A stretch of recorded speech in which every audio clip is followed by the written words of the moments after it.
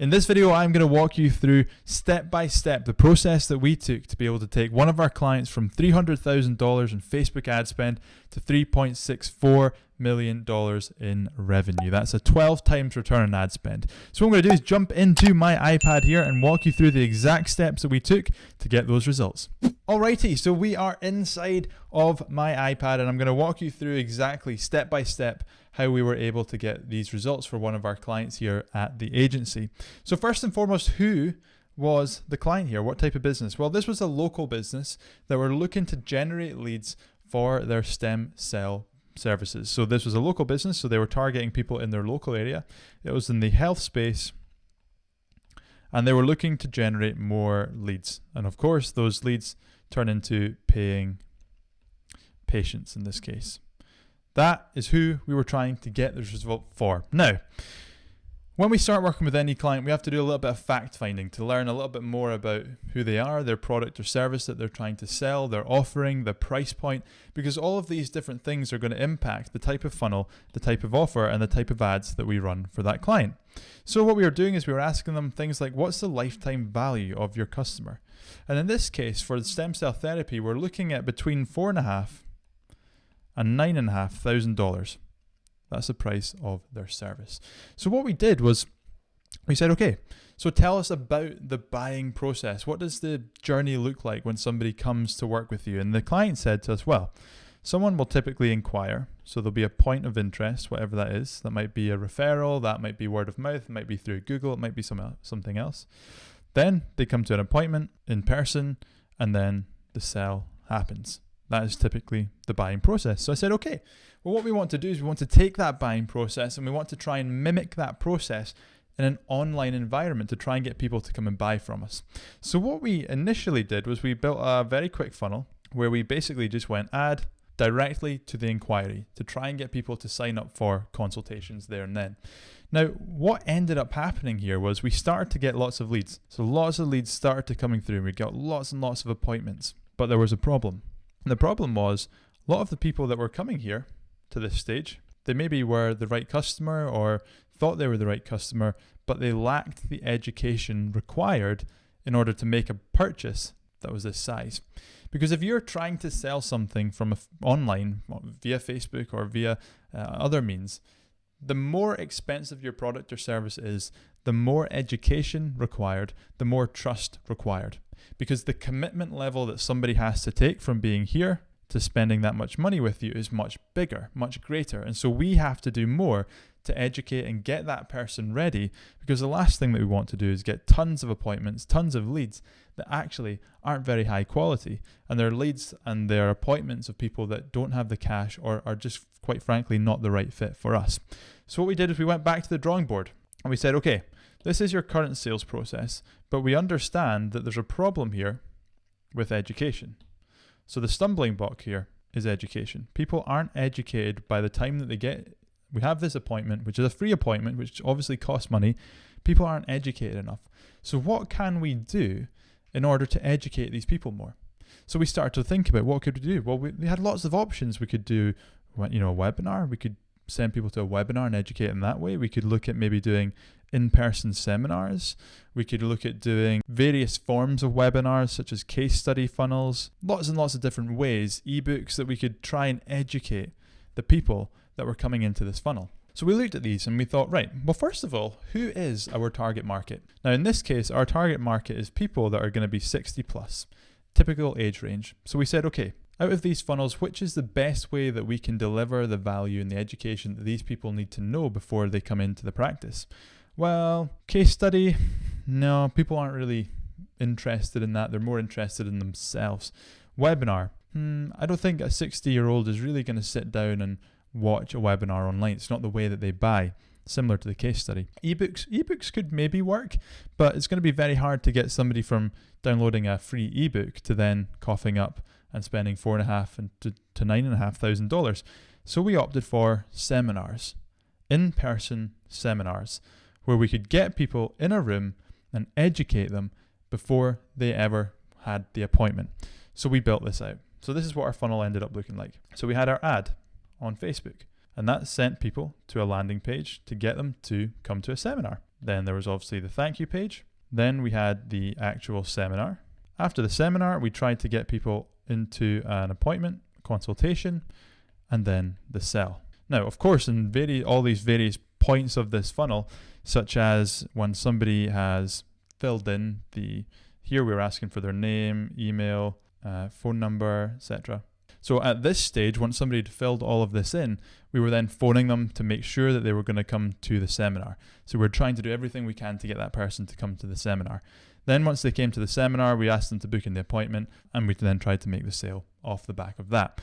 So what actually happened when we decided to build this funnel? Well, like I said, the lifetime value of these customers were between $4,500 and $9,500. So what I'm going to say for this case study is that the average was $7,000 for somebody buying this therapy. So we were looking at how much can we spend on Facebook to get somebody to come to the seminar, and then how many people in the seminar could we then convert into becoming a customer.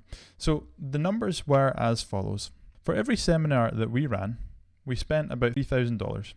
So $3,000 per seminar. When we were looking at the percentages of each of these stages in the buying process, we found that at the appointment to sale, 50% of people that had an appointment would go on to actually buy the service. 50% of people that came to the seminar would book in an appointment. And we ran this for a good year or so. And in total, we spent $300,000 in Facebook ads.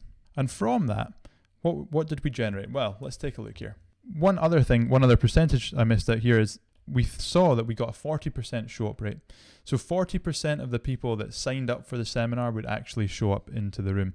So the numbers we then got as follows is we saw after 300,000 spend, it was actually 300,77482. So just being very specific here. 40% of the people, from that we generated 5,205 leads. So that was 5,205 people that came to the ad, came to the landing page, and then filled in the form and came to the thank you page. From that 5,205, of course, 40% of those people then actually showed up, which meant we had a total of 2,082 seminar attendees. Those were 2,082 people that actually showed up and came into the room. Of course, then 50% of those people turned into appointments. So in that case, we had a total of 1,041 consults. And from those 1,041 consults, 50% of those people turned into a customer. So that gave us a grand total of 520-ish customers. So if we then take our lifetime value and we times 520 times 7,000, that gives us that number, 3.64 million. Now, of course, this is top line revenue. And just so you know that is a 12 times return on ad spend. That's top line revenue. So of course there were costs involved in running the seminar. There were costs involved in the other aspects of this funnel. But that is a very, very simple model in how you can put money into Facebook and get money back. And I wanted to just share some of the fun things that we learned doing this, because what was really interesting around this model is it worked, and it meant we could replicate that. And what started to happen was when we were running these seminars in the local area, a few things started to happen. One, we started to become an authority in the space. Let's clear some space here. We started to become an authority. People started to go, wow, this person, the client, knows what they're talking about. They are the expert. If I ever have a problem and need this service, even though they might have not, signed up to our funnel and come to a seminar, they knew that whenever they have that problem, or whenever someone else they know has that problem, they're going to refer them to this client because that client is the expert. Number two, we were able to spend a lot on our leads. Oftentimes people get too caught up in their cost per lead without actually looking at, is it profitable in the back end or not? Because they're worried about, I'm spending $50 per lead, whereas other people are spending $3 per lead.